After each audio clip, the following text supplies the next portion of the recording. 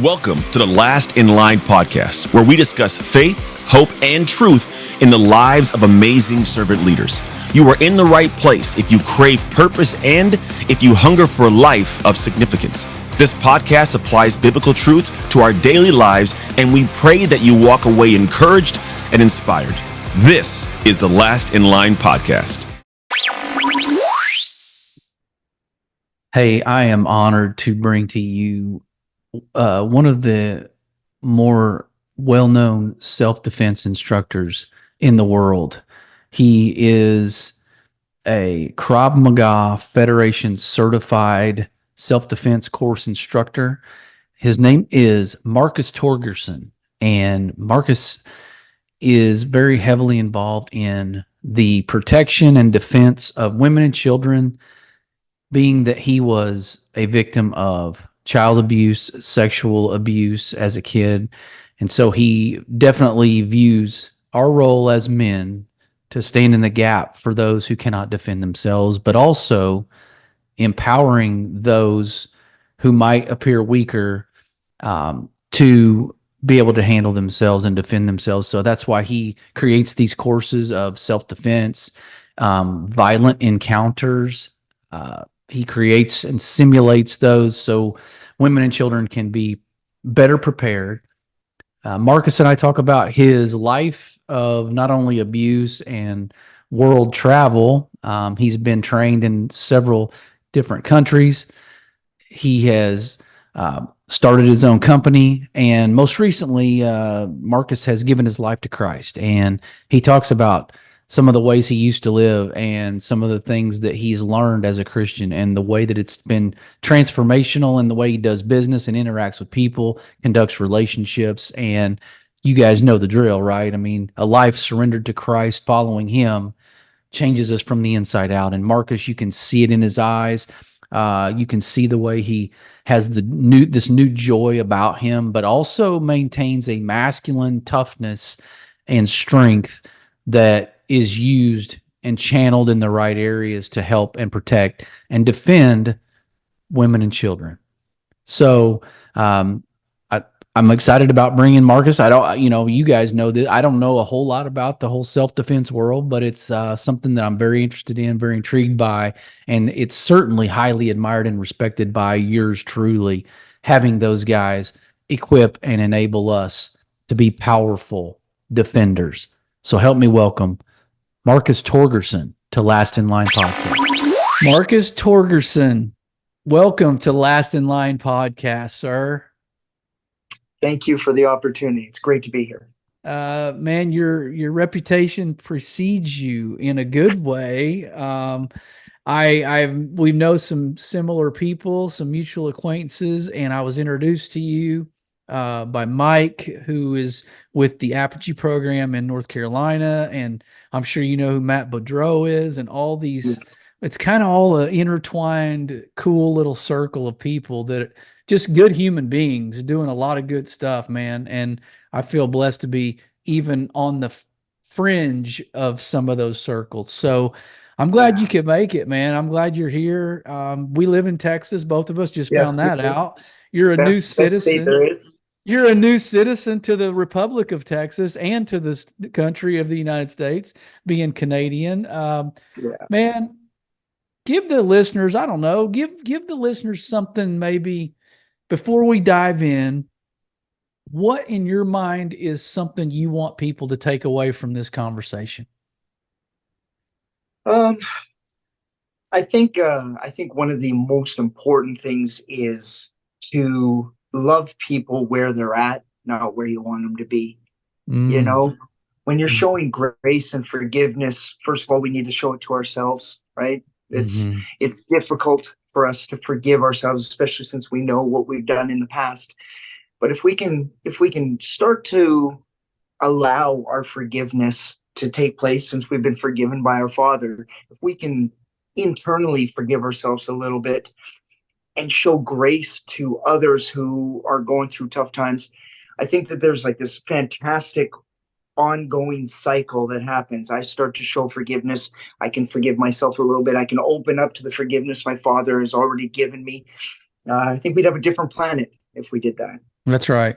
We would. And you know what? The first 3 minutes of this podcast already kind of changed my perspective, because I think that might have been for me. The whole have grace with people where they are, not where you want them to be. I've never heard it put that way, and I'm gonna have to get some shirts printed up or something, because I'm gonna need a constant reminder of that.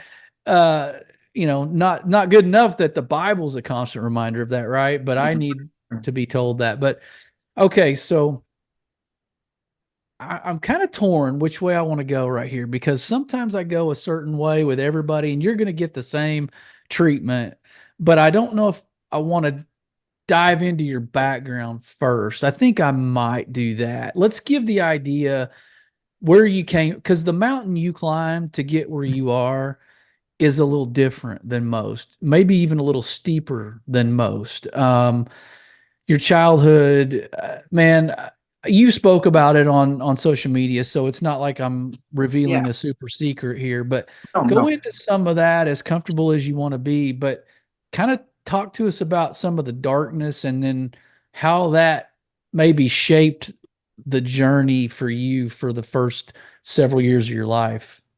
Easily.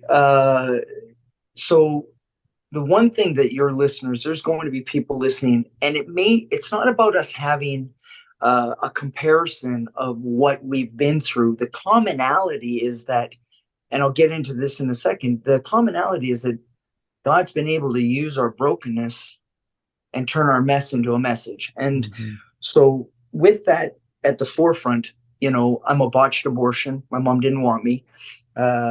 Yet, well, hold on, I'll stay on point here.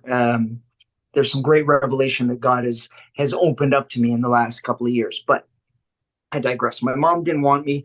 My mom was an alcoholic, a violent alcoholic, and going through all of that at 10 years old. The first guy that molested me, that happened. Then I get into kung fu martial arts. The backbone of my existence has been for decades, martial arts since I was 10. Living life, getting involved in gangs and all that stuff. My martial arts instructor, one of them molested me. Working in clubs most of my life, adult life, being a personal trainer most of my life, and drinking a lot later on in my adulthood. I was blessed to have my first wife. We were blessed to have my son, Logan, who ended up with cerebral palsy, a very severe case of he's basically a quadriplegic with cerebral palsy. So my background, the big part of my background that I want to share, seems to be that I want to share right now, is the amount of times I cussed out God. Now, keep in mind, all of this stuff I'm telling you, I'm not a believer. I'm not a believer in God, Jesus, nothing. Yet I was cussing God out. So for a guy who doesn't believe in God, and cussing him out for punishing my son for all the evil that I did in my past. Yeah. Now, obviously, as believers, everybody listening going, well, that's not how God works. I know that now. But at the time, my testimony, I recently gave my life to Jesus. It was about 2 years ago, December of 2021. And I'm not a big fan of the term baby Christian. Sure. I'm just at 55 years old.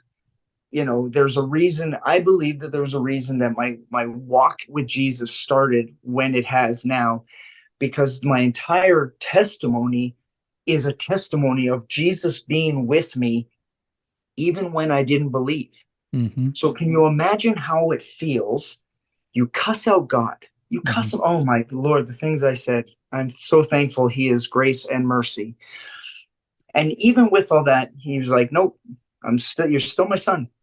I'm still with you. I'm never going to leave you or forsake you. I'm never abandoning you. Now, as a guy who, my father died when I was, I don't know, 2 or whatever. So I don't have a male figure in my life. My mom beats me and hates me and wishes I was never born. Various men in my life, I'm looking for male figures. They molest me. Obviously, I have trust issues. There's all this stuff. And then what happens? I walk with Jesus, and all of the crap that I thought I was never good enough, or any of that stuff that the enemy lies to us about. Jesus is able to say, Marcus, You are enough. I'm never leaving you. All your issues, all the things that you were holding on to, let them go, which I'm working on. Let them go, and know that you're right with God. You're a righteousness of God, man. You are okay in my eyes. So, that's a good. Cold Notes version, but that's some of it. I appreciate how you explained that, but I also don't want to gloss over it. So at any point, if we need to go back and dive into any of that to pull back any more of those layers, man, feel free. But there's just a lot there when it comes to what any human can withstand. But I like what you said, that even when you didn't really acknowledge God, yet you were giving him a lot of airtime, right? You were talking to somebody you didn't even think existed. He was still like right beside you, carrying you through some. Because if you're like me, like you can probably count on multiple appendages how many times you should have not made it through something, right? You shouldn't be here. I shouldn't be here. So you've got quite a story now. Some of the male figures that you kind of looked to and knew that you were not going to be that, not only not going to be that, but didn't even want to be near that, like didn't know how to trust another male figure. When did the light go on for you that you kind of maybe needed a mentor? Like we all kind of need that, right? That I don't know, the Paul to Timothy type relationship. Like, did you have a point before Christ? Did you ever have a point where you're like, okay, this is somebody I can look up to, and this is the qualities I'm looking for, and I can trust this person? Yes. So I wouldn't say that I acknowledged the people I'm talking to as mentors. Again, God worked amazingly when I was taking karate. Just a small, very quick story. I was taking karate, and I was on a path to go overseas with one of my karate instructors, not the main one, but one of them, to Amsterdam, so we could work in bars together. And I mean, it's just a recipe for not Marcus should not be overseas in his early 20s. No, bad idea. And my karate instructor's instructor, who is this, he's 5'5", Micmac Indian, like just a phenomenal father figure, basically came in and read me the riot act. And he's like, where have you been? What are you doing? And basically what he said was, Marcus, get your black belt first. After you get your black belt, go and do whatever you want. But it'll make my heart happy if you have your black belt, as you will always be able to make money. And my fatherly feeling is that you'll be okay. Now that hard stop, that God was able to use this man to stop me from doing something. And it did end up, I wouldn't have been doing the jobs that I was doing for the last 15 years had that situation not happened. So there's one male figure where I'm like, yep, there's a mentor. And I give this one man, I've never met him. His name's David Rutherford. And David Rutherford is a former SEAL, worked for the CIA, man of Christ, beautiful human being. He used to be on social media a lot. He was one of the first guys to get zinged with social media because of his content was just so awesome that no, we can't have that. Sure. And he wrote a book called Navy SEAL's Guide to Self-Confidence, and that was my Bible. Really? That book changed my vocabulary, changed my mentality about everything. His presence was amazing. And I'm going to tell this story really quickly for those of you who don't think that the enemy can do things to you in suggestion in your mind. When I read his book, there were certain parts about God that I didn't want to have anything to do with. So I just skimmed over those parts, right? I was like, no, I love this entire book, but the God part I'm not having anything to do with. Well, I recently, probably 2 or 3 months ago, went back to that book to read the God parts, right? Because it was time to read this. John, the amount of God stuff was 2 lines. Oh man. 2 lines in that book. 2. Like, amazing that but just the power of suggestion that the enemy has. And this is where we need to, as believers, be mindful of the fact that our friends, our brothers, sisters, kids are getting information. They're getting lies told to them. And our job is to just give them the truth to balance out those ongoing attacks of lies that happen. Yeah. So those two guys have really, and Yeah. then it's been, I've had, I've had my Krav Maga instructor, who's more than my instructor. He's like a dear brother, great leader. So in the 55, almost 55 years I've been alive, I've had probably 6 or 7 men who are just salt of the earth, phenomenal leaders who showed me, gave me an idea of what being a man is. Matter of fact, I'm writing a book right now on manhood, and much of the stuff that they've thrown into me has been able to come out in that book, and I think it's amazing. Good. Yeah. Well, that's incredible. So tell the audience kind of give us a little bit of your qualifications from a martial arts standpoint, your self-defense, even, you do security. So give us sort of your resume, a quick verbal resume real quick. Cause I want people to sort of understand the depth. And if, I don't know, I mean, you guys aren't big on talking about yourselves like that, I know, but for the listeners to get some context on just who we're talking to, because you mentioned a Navy SEAL book made a huge impact on you, but you're not in the military, never have been, never were a Navy SEAL. So tell us kind of who you are though, from a professional standpoint. Okay. Well, the martial arts I've been doing since I was 10. So 1979 to currently, I've been able to do a bunch of different systems that led me to where ended up I was since 2005. In 2005, I found Krav Maga, which is an Israeli self-defense system. I was able to go over there, train multiple amounts of times. I lived there for about a year later on in life, and I was on a teaching team based out of Israel, where my job was to go to different countries and certify men and women and law enforcement, military, on how to become Krav Maga instructors, train the trainer type things. So I would travel the world. That's what I did for close to 10 years. Loved it. It was a great job. I retired just when COVID started. COVID was a blessing for me, actually. I know it was not good for many people, but for me, it was a blessing. Sure. And so I retired from that, and security was just nightclub securities for 20 years. And you get to learn a lot about things when you're seeing the very worst of people. When you combine men, women, and alcohol, it's that is the actual recipe for TNT. I don't know what the actual scientific version is, but the chemical reactions between man, woman, and alcohol is destructive. So, I'm in this second or third phase of my life, and I still teach. I still teach.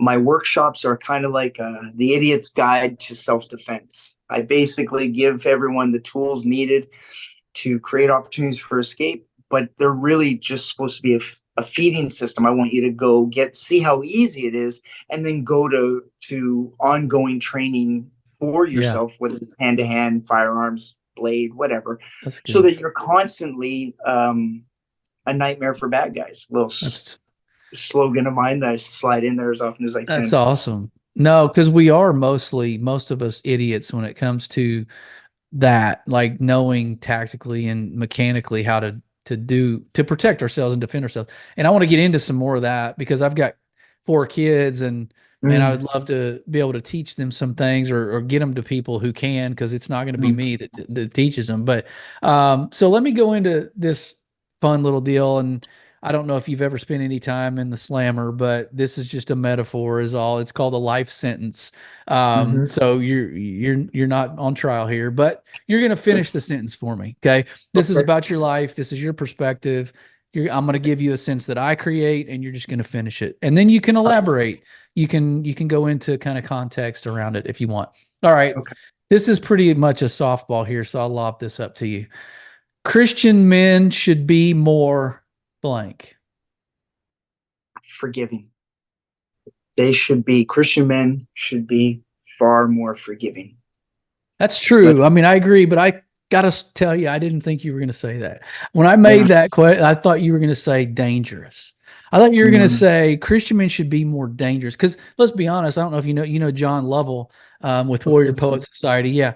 I mean, he talks about being the most dangerous guy in the room, but nobody knows it, right? And so I'm sure you can relate to that, being that you probably are when you walk into most rooms. But what do you, this deal, Christian men should be more, and you said forgiving. I think that's pretty cool.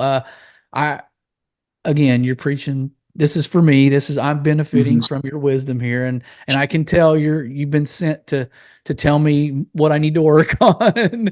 Well, how did you get there? When you say forgiving, like you had a steep mountain to climb when it comes to forgiveness based on your past. Are you still kind of in process with some of that? I think it's it's an onion layer, right? Yeah. Forgiveness is an onion layer. And just when you think, yep, I'm good. Thank you, Jesus. I'm good. He says, okay. And gives you a scenario where you're like, ooh, obviously I haven't quite as forgiven as I thought I would.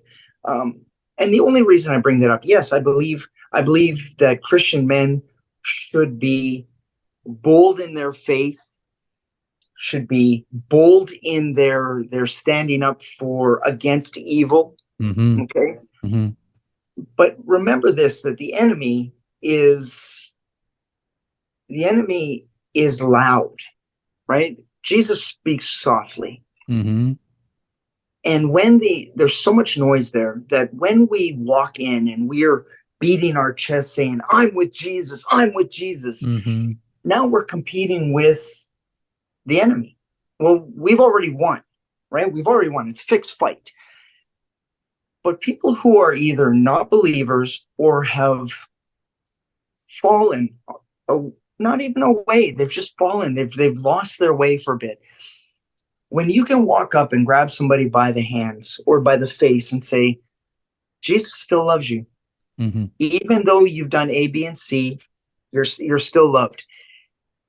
And the strength, the real danger is being dangerous for me. Again, not to go against Mr. Lovell. I love John Lovell's stuff. I was thankful to be on his Warrior Poet Society network. And it's cool. I love it. And yes, there's a place for this. Yes. But danger should be towards the enemy. That's right. My job is to edify and educate men and women how to tell the enemy to go kick rocks and not allow the fears, which is nothing but lies, right? The enemy lies to us on a regular basis. So to be dangerous is to be able to stand there and look those lies in the face, tell them to kick rocks, and still be able to show forgiveness for the person that's in front of you. Because most of the time when attacks come, the people that are attacking don't know what they're doing, why they're doing it. Now, I'm not talking about true evil. Sure. True evil, there's a small percentage of the world, and that's the guy who all of a sudden sits there and takes a kitchen knife and says, okay, it's time to rock and roll. I'm going to stab the first person in a Batman shirt. Sure. All of a sudden you're walking around with your Batman shirt. It happens. There's movements and mentality that are needed to prepare for those events. Sure. The real evil is when someone is speaking to you and is being used by the enemy to pollute your environment. Being dangerous that way is being bold in your foot, saying, you know what, not today, Satan, kick rocks. You're not touching me. You're not touching my family. You're not touching my friends. You're sure as shit not going to sit there and touch this poor soul who doesn't know any different. So when you're bold, I think being bold has a layer of danger to it. Danger not for us or for anybody else but the enemy. That's right. That's good. No, I'm glad you clarified. That's because you are saying that you agree with part of that, but then the other part is, there is a lion and lamb, right? Jesus was both. And then there is meekness that is this under control, voluntary, dangerous guy, but it's under control. And so, yeah, I like that. All right. How about this one? It's harder to be forgiving than it is to be dangerous. Oh, yeah. It's much harder to be forgiving and show grace and mercy and understanding and compassion and empathy. It's harder to do that than it is to be dangerous. Anybody can be dangerous because you know what? Danger is relative to what I feel secure in how I'm going to do in the fight. I may go against John Lovell and think I'm going to get my butt kicked. And then I go against a teenage guy and I'm like, yeah, man, I'm good. I'm dangerous because I can kick that person's butt. Right. Danger, let's be honest, real security, comes from the ability of knowing you can do bad things and not have to do them. That's exactly right. Yeah. And I think that's what more of what John is saying. But okay. Yeah, oh yeah, without a doubt. How about yes, this? Yes. Blank helped me move past the trauma and wounds of my past. Jesus. So until a couple years ago, before you became a believer, you were still carrying that luggage. Oh Lord, carrying it like the Hunchback of Notre Dame, man. Bad. Yeah. And well, I'll give you a perfect example. And this is how God is able to just be miraculous. So a few years before I gave my life to Jesus, I have a good friend, and I'm going to name drop here. His name's Rick Hogg. And Rick Hogg is a former Green Beret. He has a company called Warhog Tactical. Man of Christ, just a phenomenal human being. And he got on the phone with me one day, and we talked about forgiveness because there was an act that I held on to for close to over 20 years. So can you imagine having cancer inside of you that you're nurturing yourself on a daily basis? And his conversation with me was the catalyst to, because God spoke through him, because he knew that I would listen to what this man had to say, which I was not a fan of listening to anybody, right? Now, I've been walking with Jesus for a couple of years, but he'd been planting seeds for years. So, there's a whole bunch of reasons why I specifically walked with Jesus at the time that I did, but he'd been planting seeds. So when people tell me about, when I talk in men's groups and I'm talking to men, I'm like, look, I carried blank for 20 something years. And if not for Jesus and the ways in which he'll go, there's no box for Jesus. If he wants to go and use a jackass donkey to sit there and get it moving, or a person or a place or a thing, he's going to do whatever it takes for you, the person that's going through this unforgiveness, this cancer. He'll do whatever it takes to let go of it. So when you ask that question, blank, Jesus is the only reason that I'm able to go and feel the way I do about the carnage of things that I've done in my past, and to be, they say the old man is dead and I'm a new creation in Christ. In that new creation, the human side, the flesh in me is going to still have residue in there. My brain may be, I'm a new creation. I still have flesh and human stuff in me.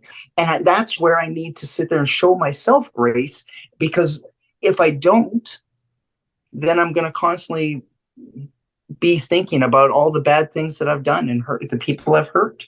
Yeah. Well, I don't know anybody that can't, that can sit and say that piece of paper is blank in their life. Like, I don't know many people that have nothing that they could be carrying as far as guilt or shame or, regret. But we know that's not of God. I mean, we know that's the enemy loves to push those buttons, but the more we disarm him by letting it go and showing that doesn't impact us anymore, the less likely the enemy is to keep coming back to that. But, I mean, you had three choices, I would say. I mean, when you're a victim, growing up, and you can either like replicate the behavior you saw because that's all you saw, or you can, what you are kind of doing with, like, okay, that's violence, but I'm going to take this violence and I'm going to turn it into some sort of positive to where it's an outlet for people and it can help people,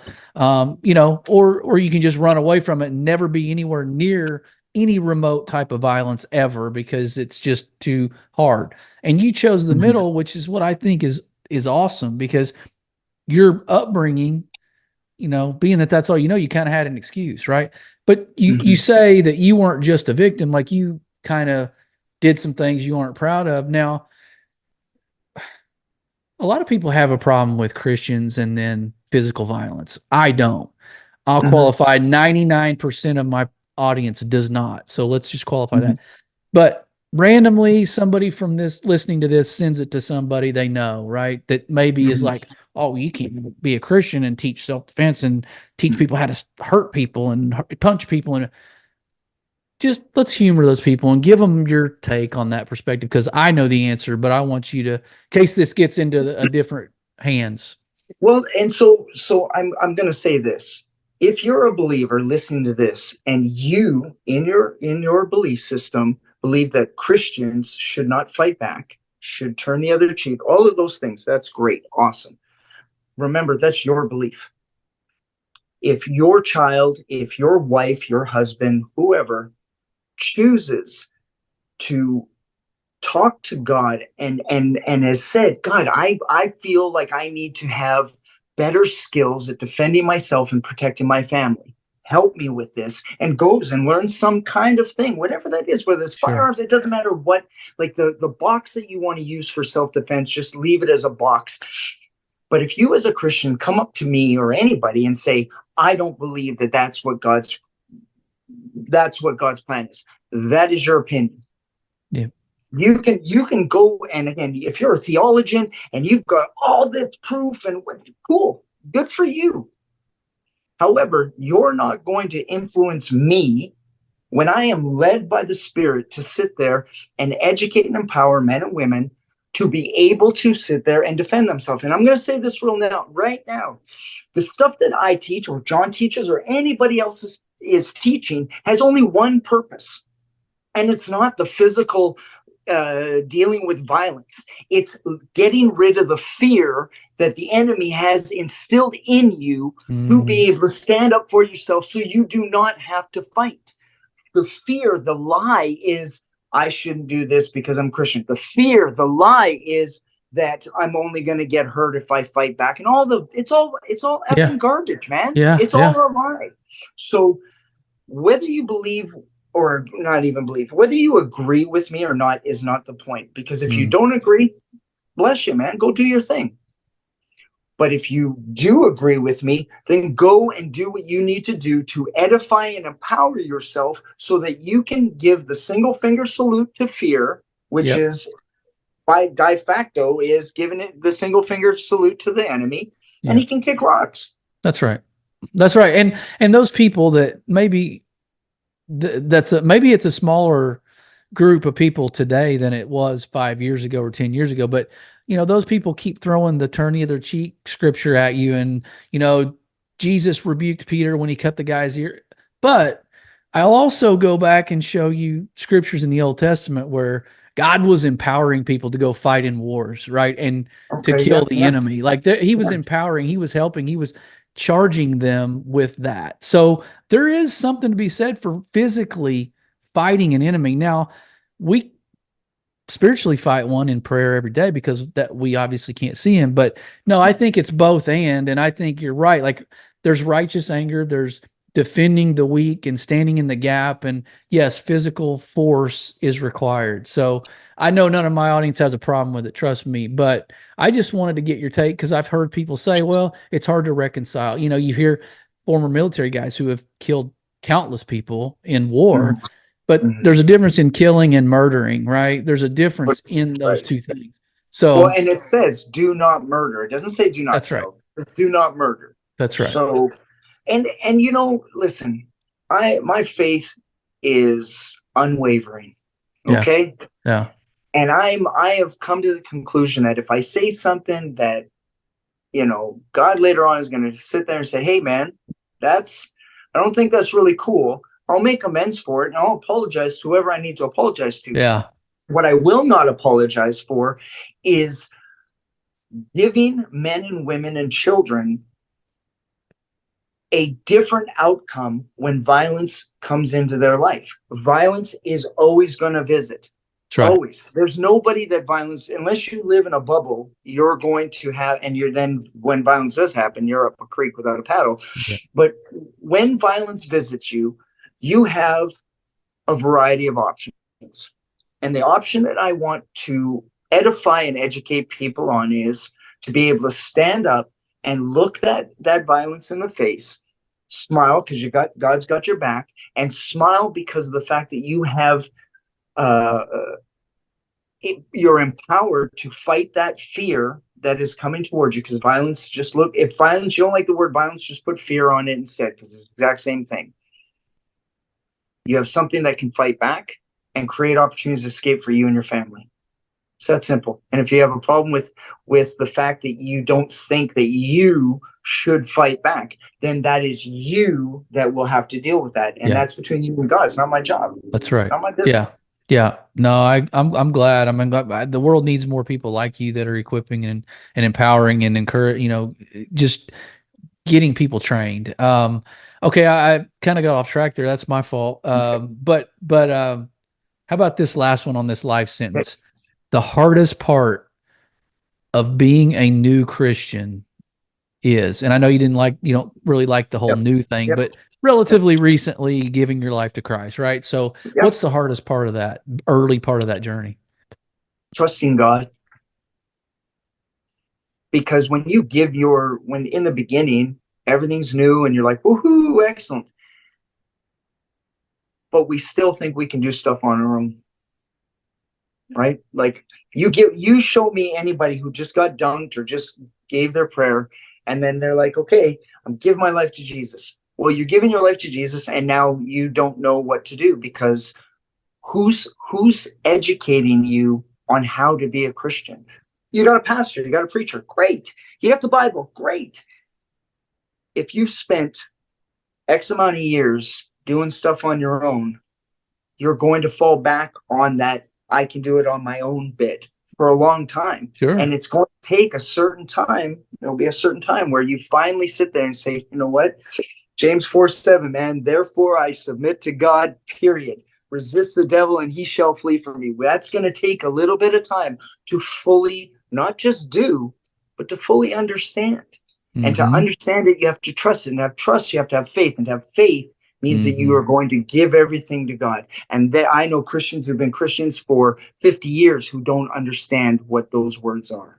I was about to say, it doesn't matter how new to Christianity you are. Trusting God is an ongoing challenge.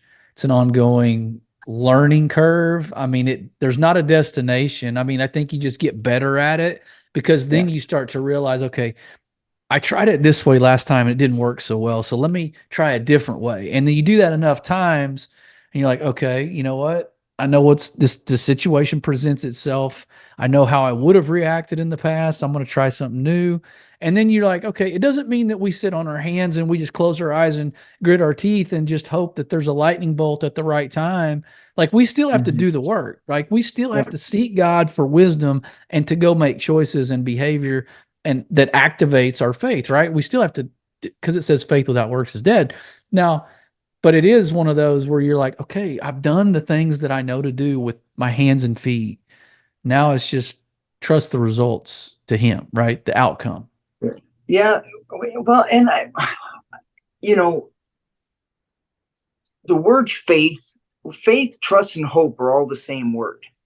Like you can say they're not, but at the end of the day, when you have faith, you're putting your hope in God and saying, and my faith is trusting that God will take care of me. And in the beginning, when you don't know, you don't have a communication with God. Most people, it's a what is it when it's a one-sided conversation? That's not a dialogue, a monologue, right? Yeah. So when you don't know how to speak to your Father, in the beginning, you're like a newborn child, man. Literally, I mean, if I took a newborn child and I sat there and watched them crawl and then they walk and they fell down, what's my instinct? I'm going to say some encouraging words and I'm going to help pick them up, which is no different than our walk with Christ. The difference is that there's no physical person picking us up, but it is the same thing. And when I have new people who just got dunked or they're just new to this, I'm like, look, man, just remember,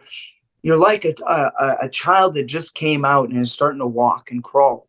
Are you going to yell at that baby yelling? Of course they're going to be like, no, I never yell at him. Well, neither is your Father. So the hardest part in being a new Christian, a new believer, is trusting that everything's going to be all right. Because it is.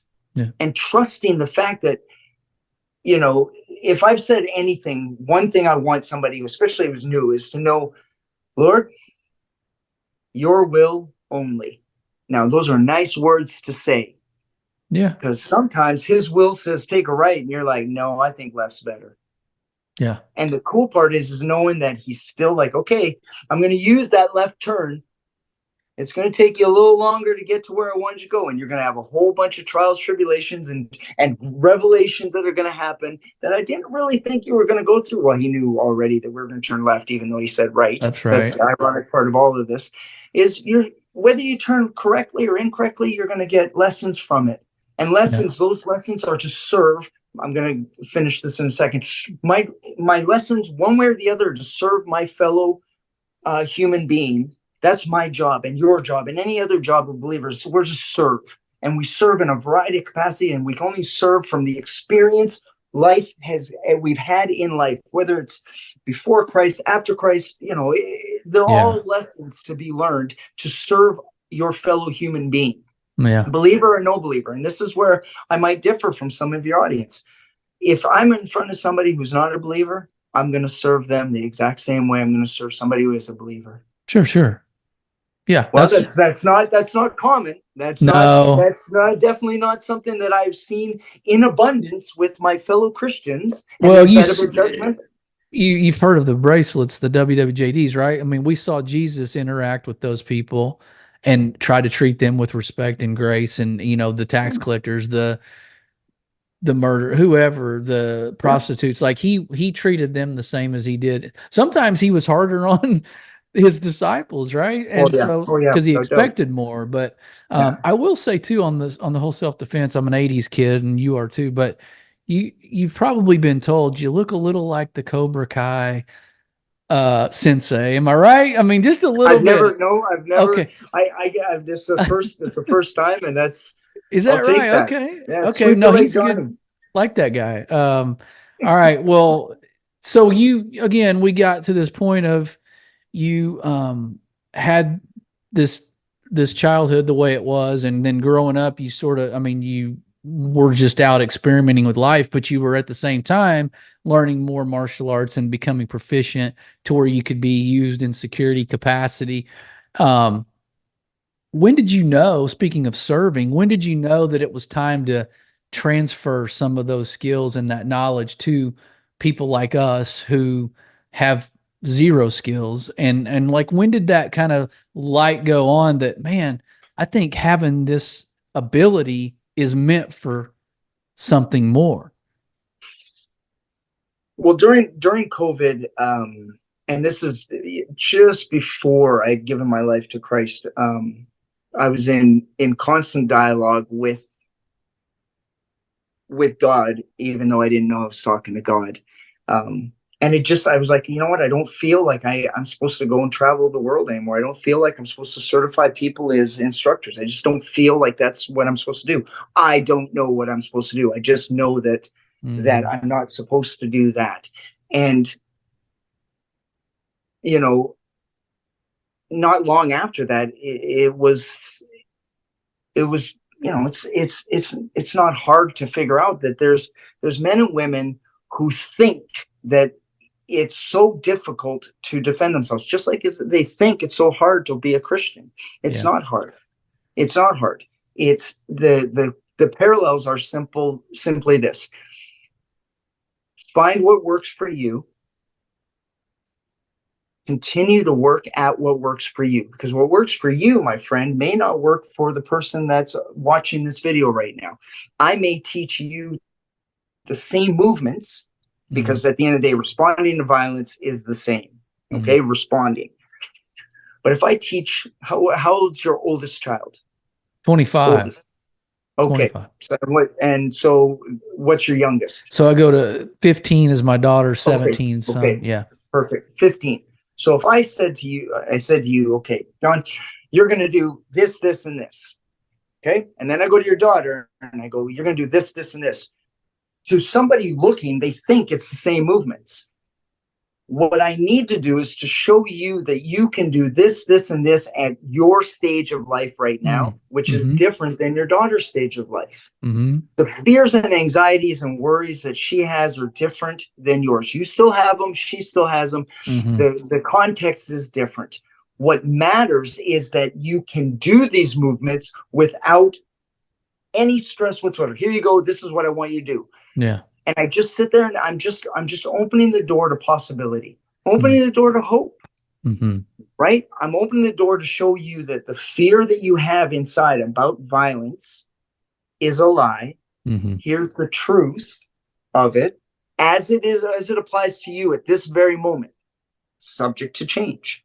Sure. Because once you see that it's not that hard, then it's important that we add layers and layers of understanding so that when the violence escalates to a level beyond your comprehension, that you can still apply the same mentality when it comes to violence. I still got to do this. And at the end of the day, the bottom line is I need to fight. Well, there's a saying, I can't find a non-cussing way of saying it, batshit crazy. You want to know what your self-defense is? And this is not against John Lovell or Rick Hogg or any of these great trainers. Yeah. I'm going to show you that it's okay to go batshit crazy. Because if I've got a grandma that right now that's listening to this, and she's like, well, I'm 75. There's no way I'm going to be doing. Listen, grandma, what would you do if somebody came and hurt your grandbabies or your great grandbabies? Yeah. What, you know what? That woman don't need no self-defense training. She'll sit there and rip eye sockets out. Now, the key, hold on, before we go any further, I won't talk too much more about this, but the key is what grandma would do to fight for her babies needs to be what she would do for herself. That's right. Because if your daughter is willing to protect her family, but she's not willing to protect herself, and you do the same thing, I'll sacrifice my body to for my children. Well, that does your children no good if you don't do it for yourself. Sure. And that's self-defense. Self-defense is doing what I would do for others, but I'll do it for myself and for others. Enemies screwed. They're like, oh, dang it, man. That's the code right there. Don't tell them that. Yeah. Well, I mean, you're onto something, and I know this isn't a unique idea according to me, but it's something that a light went on for me. Is same was with weight training. Like the more capable you become physically, you just carry yourself differently. Like knowing what you know about self-defense, you walk in a room differently than somebody who doesn't. And it's not arrogant, it's not cocky. It's just how much better would the world be if everybody could walk with that confidence? Not saying who can I pick a fight with, but just knowing that when I go anywhere, I can keep myself from dying no matter what happens. I mean, that's a good feeling, I bet. Yeah. Well, and so I'm going to put it this way. In the past, the old vernacular, old verbiage was, I can smell other predators. I can smell the other sharks in the room. Sharks smell sharks. You know who's who. You know who's going to do some damage, right? Now, that ego-driven confidence, that's all it is that's just ego talking. I know who the other people are, alpha males, whatever BS words you want to use. And the only difference, the major difference between that, Marcus, and this now is I don't walk in confidence. I walk with Godfidence. I've got God's blessing inside that says, Marcus, bad things happen, take care of business. If bad things aren't going to happen, don't get involved. That's right. You see two guys scrapping. Do you need to go and break into it? No, you do not. Now, do you need to make sure that nobody gets hurt as a result? Yep. Okay, guys, go to town. It starts changing and escalates into where other people are going to get hurt. Okay, now we're going to dive in. Yeah. For the most part, it's just God's Godfidence in me that allows me the wisdom from experience to see I don't need to prove nothing. Marcus, you're a blah, blah, blah, blah, blah. Yep, you're right. De-escalation. So this is the big thing. Like, it's a fancy word, de-escalation. But at the end of the day, when you can talk your way out of violence, let me tell you something. You want some self-defense? There's your self-defense. You've got 2 children under the age of 5, and a guy comes up and says he wants to fight you. Well, the fear-based answer is, I don't know what to do. How do I grab my gun and shoot this guy or stab this guy? And how do I kung fu chop him with the 2 kids? When you are confident, you look at that person with 2 kids and say, dude, really? I got 2 kids here. You want to scrap me while I got my 2 kids. I don't know who you're mad at. You're not really mad at me. We're not going to get all deep on this, buddy. Yeah. But, no, I'm me talking to the bad guy. Yeah. Hey, I don't want to have a scrap in front of my kids. I don't want to see my kids watch me get my ass kicked. You don't want to kick my ass in front of my kids, do you? Come on, dude. Now you got to, and then you got blood all over you, and my kids are going to have to explain why to their mom why daddy got his ass kicked in front of these. Come on, don't put me in that position. Yeah. Well, that guy, whatever he was mad at, that diffuses it. He can now, if he's truly evil, then he's going to take a step forward, different story, not part of the conversation. Yeah. But for the most part, he's going to be like, yeah, well, go F yourself and walk away. Yeah, sure. And I got to tell my kids, hey, be kind of. And that's a win. That's a win, right? That's a win. Huge win. But your ego, the ego says you're a pansy, you're a pussy. Why didn't you fight him? Come on, you could have done it. Now people are watching, Marcus. Well, man, I got news. I got news for people. Like, even if you're in the right and you are defending yourself and you get into a fist fight in public, like, you're in for a headache. I mean, you're in for trouble, right? You're in for chaos with. There's no winning a fight. There is no winning in a fight ever. Zero. I don't care who you are. You're not going to argue with me. There's no winning. Ever. Well, all right. Well, I thanks for going there, because that puts a lot of color around some of the stuff we're talking about. And I like visuals and stories, and you're painting good pictures for people that are listening to this, and they're like, okay, I'm starting to get this now. All right. So before we close and all that, and by the way, I'm going to, if I can, I'll figure out how to put the link, or I might just put your information in the show notes where they can go find your testimony that you put on the video on your instead of having you rehash all that. But your testimony is really cool, and I don't want to spoil it, but they need to go listen to that.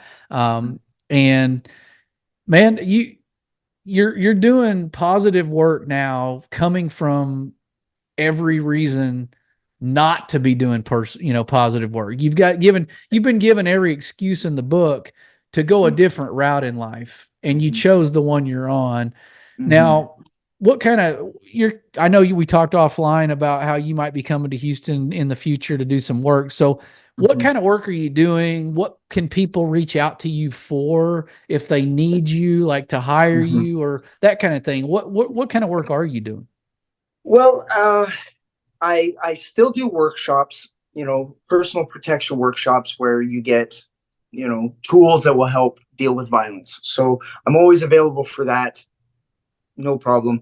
I'm doing more and more speaking for men's groups, just helping get rid of the lies of the past.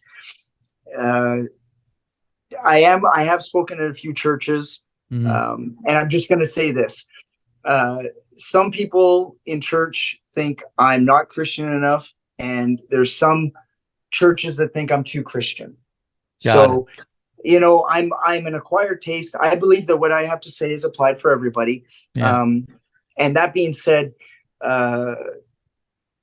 if you, especially talking with young people or men, I don't like to talk to just men. Like personally, I like having couples involved because men and women just need to learn how to speak to each other. So anyways. And danger doesn't discriminate, right? Danger does not. It does discriminate. not. Yeah. No, it doesn't. It does not. So, so if I do a lot more speaking now than I have in the past. And the teaching that I do are usually 1 or 2 hour workshops, with the exception of, working with specific units or not units, sorry, specific groups, real estate groups or security groups, people that are very susceptible to violence on a daily basis. Okay. And your website, is it marcustorgerson.com or is Correct. it something else? Yep. Okay. Nope. I'll put it in the show notes. Man, dude, time's flown by. I appreciate you coming on here. I mean, this was last minute. Like, this happened like 48 hours ago. We met, booked this, you agreed to make time, and we're all grateful because I think we all got a little better today. At the very least, I learned something in like one of the first 3 sentences you said, with have grace for people where they are, not where you want them to be. And that right there could have been enough to change somebody's trajectory. So, dude, it's great to meet you, audience. He has been the one and only Marcus Torgerson. We've been last in line.